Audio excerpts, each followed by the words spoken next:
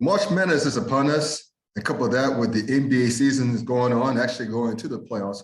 A better way to bet on those games and games in other sports like the Premier League and everything else, or even Major League Soccer, than betus.com, where you can get 125% of the sign-up bonus, which is up to $2,500 by using the promo code TKT for the Klown Times.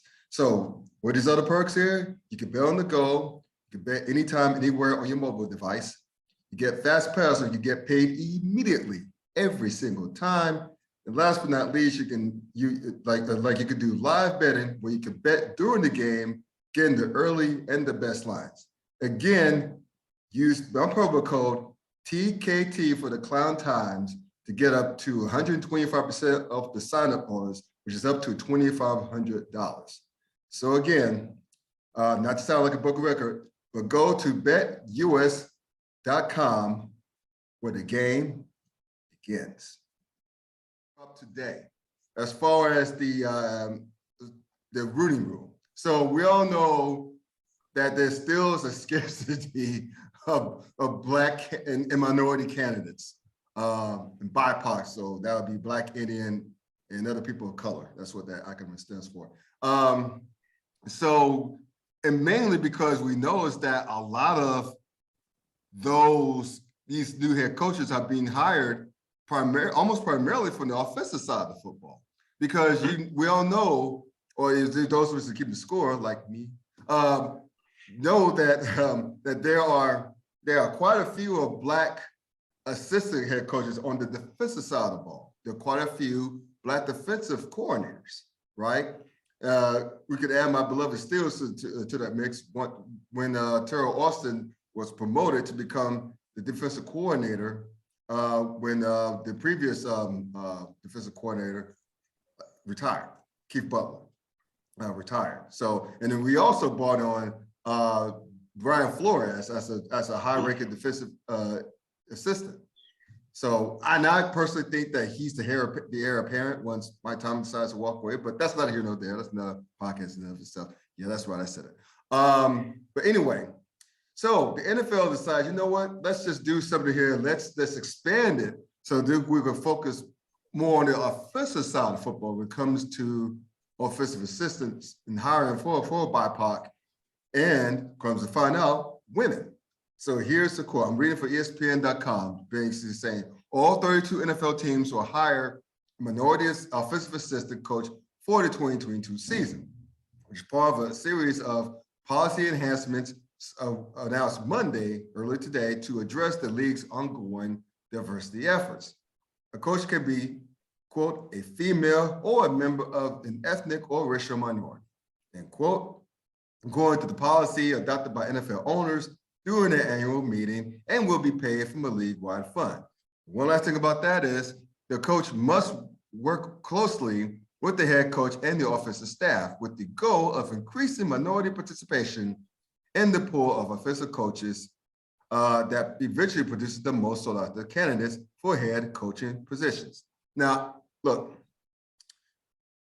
at first blush, people have bandied the following about that, basically saying that this is like the new age affirmative action. Not that the Rooney Rule wasn't affirmative action as it was, but when we say new age affirmative action, so to speak, that means that just like the affirmative action in this country right now, if you look at any statistical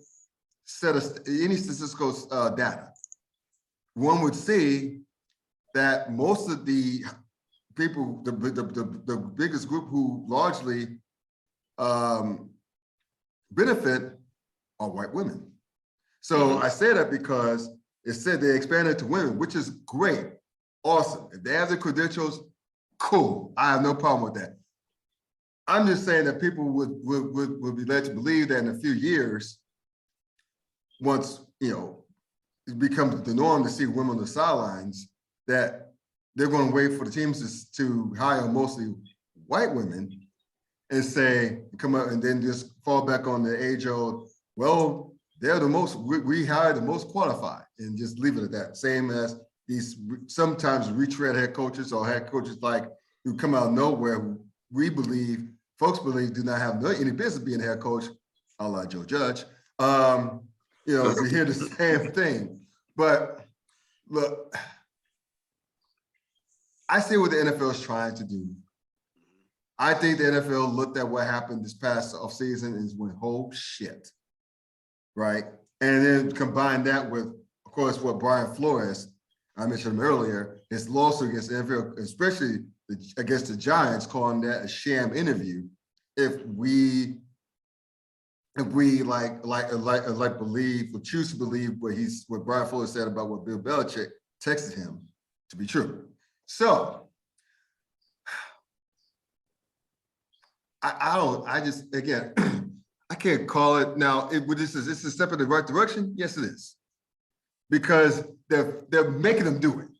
They're making these NFL GMs and owners hire people who don't look like them, don't talk like them, do not share the same gender, whatever, right?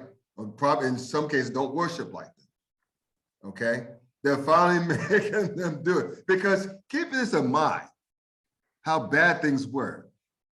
The Rooney Rule before, as the latest tweak, before today's tweak, actually incorporated some draft compensation. Yeah. If they hired a brother or other people of color, persons of color, to be their team's head coach, respective team's head coach, right? And to the fact that they still didn't do it, the fact that it's they like still F them picks. It's just, I mean, because the LA Rams and Cleveland Browns and a few others notwithstanding, teams value draft picks. That's the ultimate currency, right? Because those are things you could cultivate. You could parlay that into acquiring a superstar player or quarterback. You could use the sign to plug holes, build viable depth, right? Teams could be flexible. They have enough draft picks in the arsenal. It's the ultimate currency. So for teams to pretty much say, as you said, fuck them picks. You know what I'm saying? We're going to hire whoever the hell we want. And that's their right.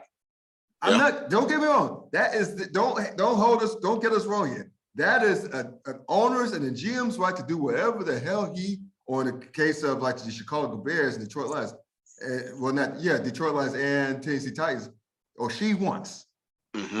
Because they run the team. That's their right. Technically, the Washington Commanders as well. Right, the Washington Commanders as well, right. But we know who's really running the strings exactly. in DC. Unfortunately for you guys, yes. So anyway, it's their right, but still, the fact that if there's draft compensation and they still refuse to do it, it's like, are they really going to? It's even though they also said, one last thing before I turn over to you, that they're saying that these picks, these hires, offensive hires I mentioned in this newer version of the Rooney Rule today, must take place in activities with head coaches, offensive staff. Must. So it's not like they're going to send them over, they ain't going to hold this out like a wallflower. They must be involved. This won't be a sham thing, right? I guess addressing Brian Flores' language in the lawsuit called a sham interview with the Giants. But I'm just interested to see how this will play out. Because again, these are billionaires. Yeah. It's hard to tell billionaires what the hell to do. It's hard to convince them to hire someone who doesn't look like them, talk like them, share the same gender, worship like them, even things like that. So I'm hopeful, but I don't know how this. I gotta to coin your phrase, let the pizza bake. I gotta see how this plays out after a year's time and make my own conclusions. So right now, again, if the NFL owners did what they wanted to do with draft pick compensation promise. Yeah. I don't know how this will fly. I don't know how this will actually fly at this point. Yeah. I'm not necessarily, I'm not going to hold my breath on this. And just to quote you, to quote me, I too am going to let the pizza cook and see how this plays out. But, I'm going to go ahead and correct you a little bit. Okay. The Browns, nothing bad, but the Browns and the Raiders, not the Raiders, but the Rams actually do value draft picks because they just use it differently. Yeah, they just ended up trading them for superstars. So they basically just stockpiled them and use it as currency that way. So, it's valued differently. Instead of actually using picks to draft young talent and cultivate it within your team, they decided to go another route, which, of course, we learned it worked for the Rams this past season. But, God, to your whole point, first and foremost, I got to address the whole aspect that they're looking to solely address the offensive side of the ball.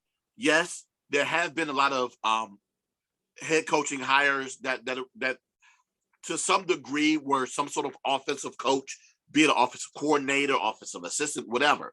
But you're now starting to make me believe with this new initiative that there weren't any talented minority coaches already in the league on the offensive side of the ball. It just happens to be that the places where they may have been potential candidates, like a Byron Leftwich, like Eric Bieniemy, like a Pep Hamilton, a Hugh Jackson, all of these guys that were at one point in time or currently are offensive coordinators in the NFL that never got an opportunity, well, except for Hugh Jackson, never got an opportunity to be a head coach somewhere.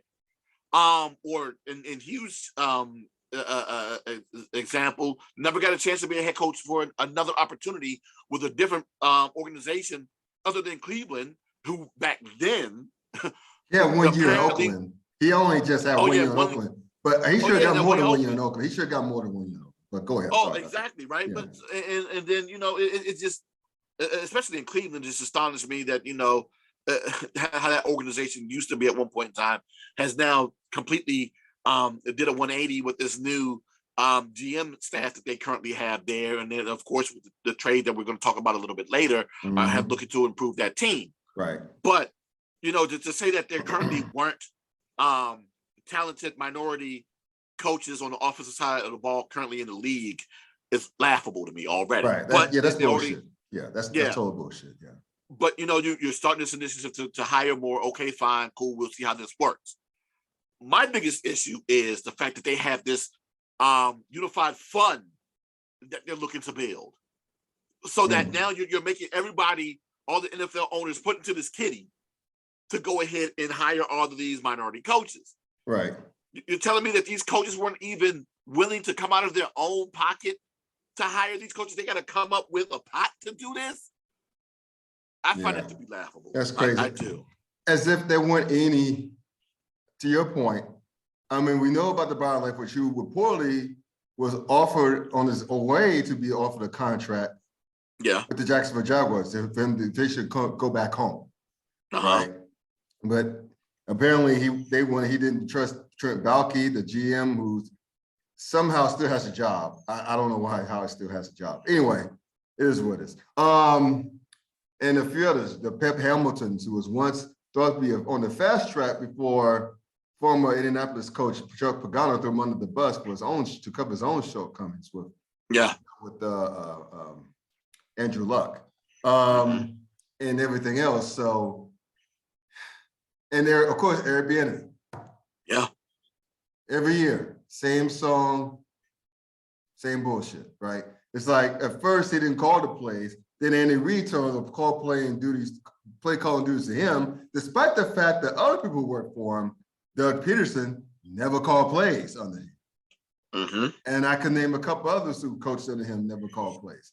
So which is it? Nagy. Nagy is another guy, right, who used to coach in Chicago. Never called plays underneath Andy Reid. Which is it? You keep adjusting the goal. You keep pushing the goalpost further away. You come on now. Just come on and say it. I mean, I don't know how good of an interview he is. Maybe he interviews poorly. I don't know. Maybe he's waiting for a better opportunity to come. I don't know. I mean, but it's still, if you combine that with the fact that the Houston Texans was this close to hiring the immortal Josh McCown, who at the time was the assistant high school coach. Never coached a head coach a day in his life. There were he played Tecmo Bowl, though. Yes, well, there you go. But they were reportedly this close to naming his ass the new head coach of the Houston Texans, which would have all but validated Brian Flores' lawsuit. Mm-hmm. Which is why I still believe that the NFL, someone, I don't know, it was Roger Goodell rather, Jerry Jones from the other owners around the league calling them up and said, what the fuck are you doing? Better not hire that fool. You want us to get sued and lose? So this is why, of course, they hired Lovie Smith, but they named Josh McCown to their staff. So anyway, it is what it is. So the point is this. That's why I have to sit on this for a year. I have to see if the teams are going to take this shit really seriously. Because again, for a league that's over 70% black, as far as players personnel. And yes, strides have been made in the front office. We see it with your beloved Washington Commanders.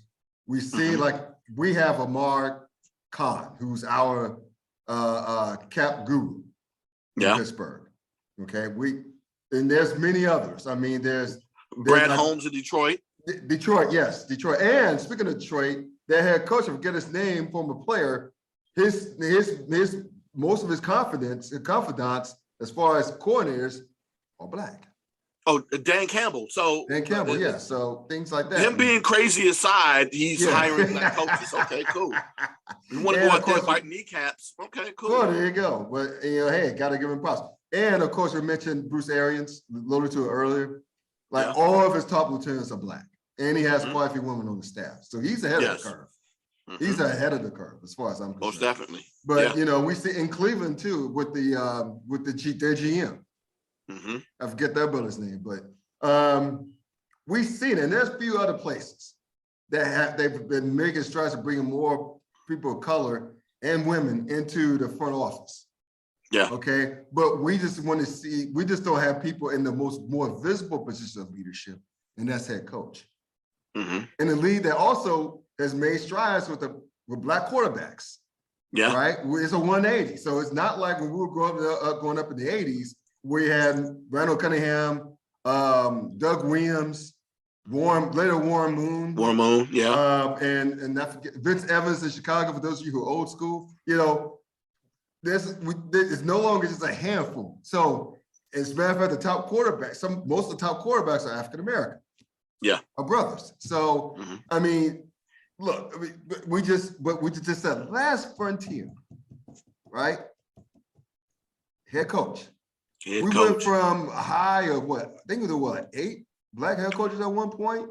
It was between 6 and 8 at one point, not too long ago, about maybe 5 or 6 years ago, memory serves me correctly. Shitty jobs. Todd Bowles at the Jets. Come on now. I mean, and plus Steve Wilkes got fired for only a year in Arizona. Yeah. So they could bring in Cliff Kingsbury when they were trying to make when they made Kyler Murray the top pick of the draft. So the Van Joseph over in Denver. Yeah. See that? Exactly. So, yeah. I mean, it is what it is. But I have to wait and see how that transpires, because again, it's too soon to tell, too early to tell. Obviously, you gotta just just watch it play out. I just have my doubts. I'll just be honest about you with you on that. I have my doubts. Yeah, but we'll see. At least they expanded to women, which is great. True. But we just want to see again how this plays out. Well, speaking of playing out, over the last couple of weeks, man, Deshaun Watson went from not wanting to be in Cleveland to say, okay, I choose you, Cleveland. Because remember, it was reported that it was going to be between Atlanta and New Orleans, which I must point out is have heavily populated African-American fan bases, which would make life easier for him to fit in, because with all the allegations with the 22 reported sexual misconduct from massage therapists. But I'm guessing, then again, if someone obviously that amount of money, Watson had 230 million reasons, right, to consider. All guaranteed, right? Cleveland, fully guaranteed. fully guaranteed 5-year, $230 million contract, which, by the way, includes like a base salary for this season at $1 million because they pretty much figure that there's a suspension coming out of the pipe. Yeah. And so it won't hurt him, but so much for our salary wise because obviously you lose salary when you're suspended. But I understand Cleveland want to do this trade. I mean, this is two different angles, right? The first angle is this. I understand why Cleveland want to do the trade because let's just face it, they weren't going to sign Baker Mayfield to an extension. They weren't. No. And I know that Baker Mayfield played hurt last year. He died. He almost died from the cause, essentially because he hurt his shoulder early in the season, and he played through it. He didn't want to get surgery, and that hampered his throwing motion. Even though it was his non-throwing shoulder, he's a torque passer. He does like this, and if you do like this, it kind of you're still putting pressure on that shoulder, right? And it ruins his throwing motion. So yeah, I'm not making an excuse for him. I'm just telling you what it is, right? And so I understand Cleveland want to do it. They traded away the 3 first-rounders, but I understand why they want to do it. But I just look at it this way, man. In a league that supposedly values women, what does this message send to not only the fan base but to the league wide? I mean, the sports world. That I get giving people second chances. I mean, hell, there are people who got third and fourth chances. Yeah. Okay, if you can play, you can play. You're going to get chances. That's life. But, and I know that he was found not criminally liable, if you will, because two different juries did not indict him, refused to indict him. Okay, but 22 cases is 22. It's more than one. Okay, it's one thing if it's one or maybe two. It could be he said, she said deal. People could easily make the case, they're in it for the money. He must have did something. He must have stiffed them on the tip or what. Yeah, who knows? But it's hard for me to believe that 22 random massage therapists will get together and say, you know what? Let's cook up this story right here. And I know they're all represented by one hotshot lawyer. But for them to come together, coalesce, and just say, hey, this same thing happened to me, it's hard. Again, it's hard for me to believe that all 22 conspired. In some cases, and because some people, I think almost all of them, I think most of them put their names to it. Yeah. So it's hard for me to believe that they would risk their livelihoods or risk becoming radioactive. Yeah. By making shit up. So again, I don't know what happened. We obviously do not know what happened. I know he was found, he wasn't criminally indicted twice. He wasn't indicted twice in criminal court, 2 different courts. But damn, that's 22 women though. He's never going to get his reputation back. You can forget about that. And it's going to be difficult to do so. Exactly. And people are going to still think, no matter what he says, he does great work in the community. He did so in Houston. People love him in Houston. But it's hard for me to believe that A, he's going to get that same love and reputation back, and B, that people, no matter what good he does in the community, no matter if he keeps this charitable good acts up or not, aside from that, he's said to be a good dude off the field. They're going to be people who want him in jail and destitute no matter what. He's going to live with that for the rest of his career, and that comes from bad choices. I mean, that's why dudes have one therapist, no more than 2 therapists that they go to over and over again, build a bit of rapport with. Yeah. In some cases, some of those dudes take their masseuses with them on road trips. That eliminates all that. That's just bad decision making. To find them on the web too, nah. But we'll see. Yeah. We'll see. Again, I understand the Browns wanted to upgrade for Baker Mayfield. I don't blame them. But I want to see, this is going to be very interesting how this plays out, and probably in their locker room too. I know, right? Again, I'm going to be intrigued to see how this plays out.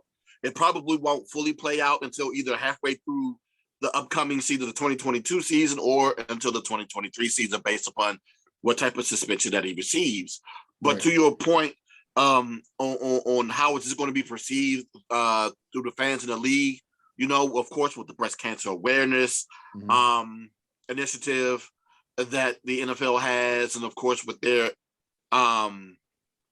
intentional marketing to bring in women over the past 20 years. This is just another case in the NFL where it appears as though that the actions of their players against women are completely disregarded by ownership based upon the quality of the player.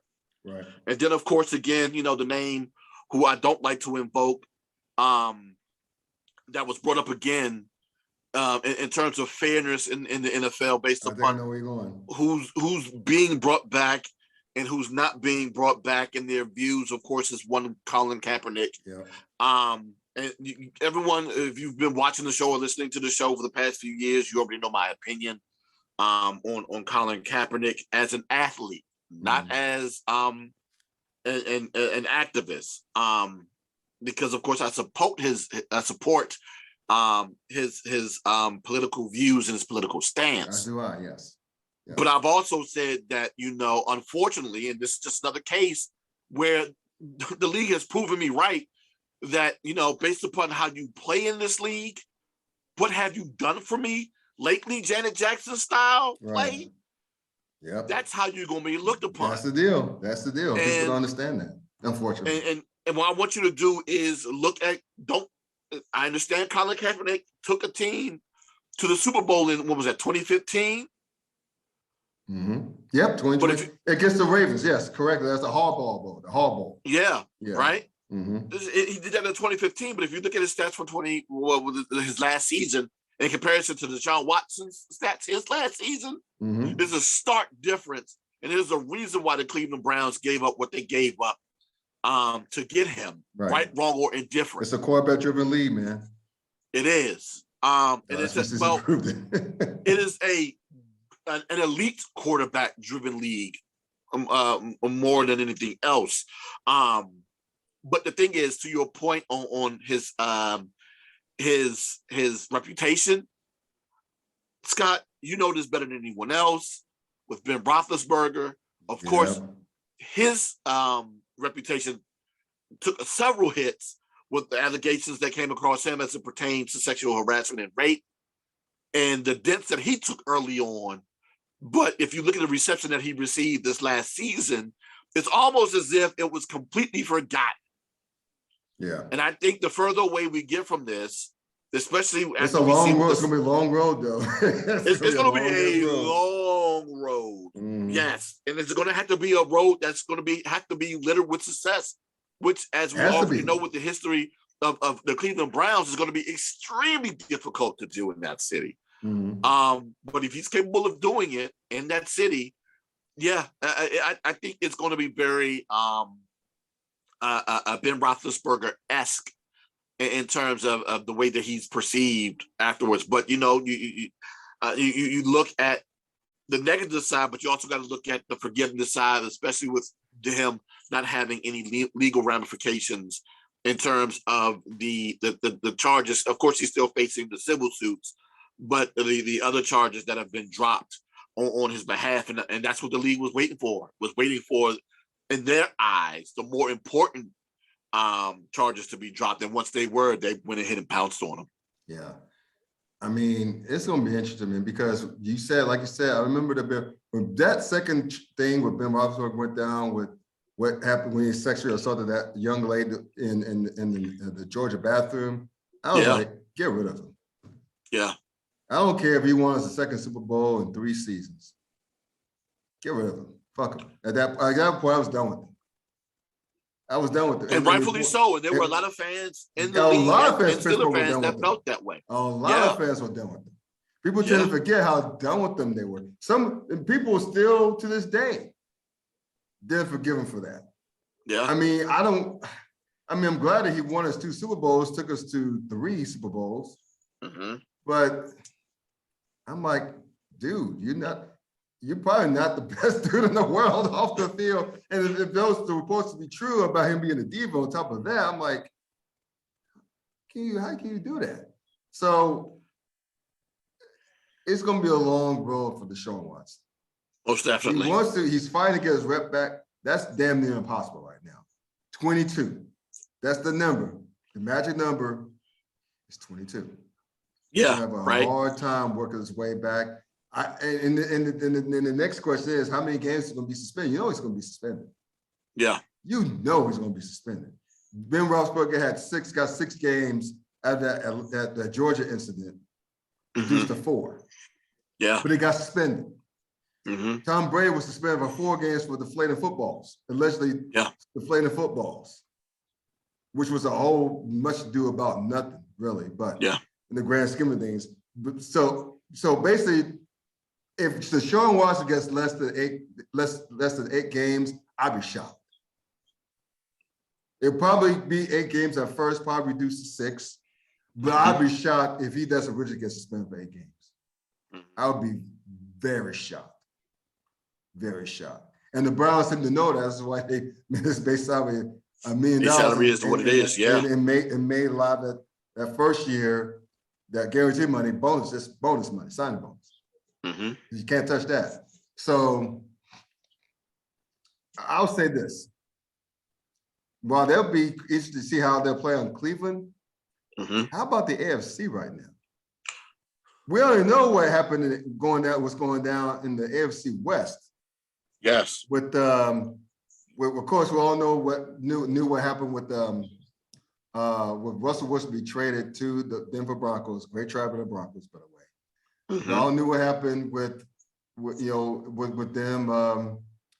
I think was Chandler Jones signed the free agent deal with the Raiders. Yes, sir. So beef of the pass rush, and the Chargers traded for Khalil Mack. Is going back to the Raiders. Oh, and by the way, Devontae Adams got traded from Green Bay. He signed a huge new contract with the Raiders to be reunited with his boy, Derek Carr from college, who they're like best friends. They've been best friends since college. Fresno State. And plus, he just couldn't stand Aaron Rodgers, if you believe the reports. He got tired of Aaron Rodgers. But anyway, even though they made beautiful music together, stats-wise, he got tired of it. The reporter got tired of it. So that's the AFC West, and that's the AFC West alone. The AFC North says, hold my beer and watch this. And this is Joe Burrow in Cincinnati. Cincinnati signed some offensive linemen to address that weakness. So remember what I told my boy Dre, my friend brother Dre, if their offensive line is even average, they'll be dangerous because they're good everywhere else. Yeah. And then Baltimore, they're going to have a healthier squad. I don't see them coming down with all those cases of COVID, all those knee injuries hitting their defensive secondary again, right? And then Ben is gone, so that frees up a lot of salary cap money that was sorely used to go elsewhere, with sounding people, competent people on our offensive line, not superstars, but competent people on offensive line. We got Miles Jack to a 2-year deal from Jacksonville, which I'm still shocked we're able to get Miles Jack. We're reportedly working on a deal with Honey Badger. Okay. So to go with Mika Fitzpatrick, and we still have TJ Watt. So defensively, we're straight. Yeah. And we signed some interior defensive linemen as well.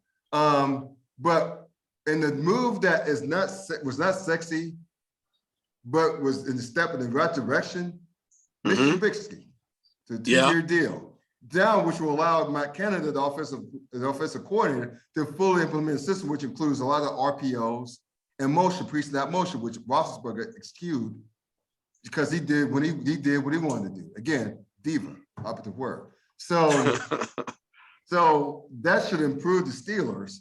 And then Cleveland has Deshaun. You're gonna have them all this year, but they have them going forward. So it's wild. And on top of all that, the AFC says, we're not gonna get left out. No. Give me Tyreek Hill, send them to Miami with a free agent deal on top of that. Yes. So now Buffalo went from feeling like Clemson to being almost like Oregon and an improving SC. So, or the Big 12 really with Oklahoma and Texas. So, and New England is going to improve too. Yeah. And then last but not least, the AFC South doesn't want to fill the ACC in football anymore. So they're like, watch this. Indianapolis Colts to Matt Ryan, come on down. We got you. That's great for Indianapolis. That's outstanding for Indianapolis. A great offensive line, a stellar running game, a hellified defense. They play indoors too. Yeah. Man, the AFC is going to be fucking bananas, man.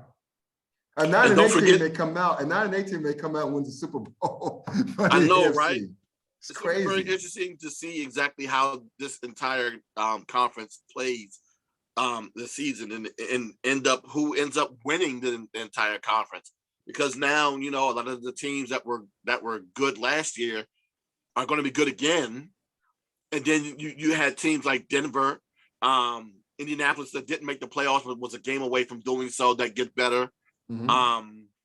Cleveland, we'll see what they end up looking like based upon the suspension.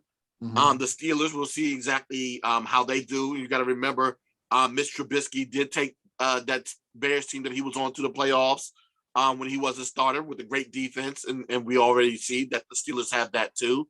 So there's going to be a lot of competitiveness in the AFC. And my God, I can't wait till the season starts to see exactly how everything's going to play out. Yeah. But yeah, that whole that the addition of Devontae Adams to the Raiders with that the skill position players that they currently have out there with Hunter Renfrow, Deshaun Jackson, Darren Waller, Josh Jacobs in the backfield. That offense is going to be very interesting behind Josh McDaniels. And then, like you said, with Tyreek Hill going to Miami, oh my God, with Jalen Waddle, right? The other wideout that they have there. Yeah. You put those two guys that's together. Right. That's correct. Those two speedsters there together. It's going to be very interesting to see how Tua handles this, right? And to make matters more interesting, you know, the Dolphins go ahead and they sign Teddy Bridgewater as their backup. Now, yes, Tua has had a recent history of dealing with injuries, but there are a lot of people that believe, I don't know how they necessarily fully feel in Miami just yet, because of course they have their new head coach in McDonald down there. It's going to be very interesting to see exactly how this entire thing plays out, because he was asked, and that's being Teddy Bridgewater, what his role was going to be in Miami. He was asked whether or not, you know, he was talked about what his role was going to be. And he told the press, basically, you know, he does not want to reveal what that information was, which leads to me to believe that there has to be some sort of discussion of him potentially being the starter at some point, not just due to injury, but if Tua doesn't play well. And yes, now he has the pieces to do so with that talented tight end that they have, the two wideouts that they have. I forget the running back signing that he just added as well, that they have in that offense. With this new offense that they have coming in, it's going to be very interesting to see exactly what the Miami Dolphins do and how they're going to end up competing in that relatively competitive AFC East outside of the New York Jets. Yeah. I mean, it's going to be interesting to see what new coach Mike McDaniel, I almost call him Michael McDonald, but Mike McDaniel, old school reference for you young boys and girls. Where he lovely beard, most definitely lovely beard. Yeah. Yes. Minute by exactly. minute. Yes. But a fool Got to be beard. Anyone's part of the beard gang. Sorry.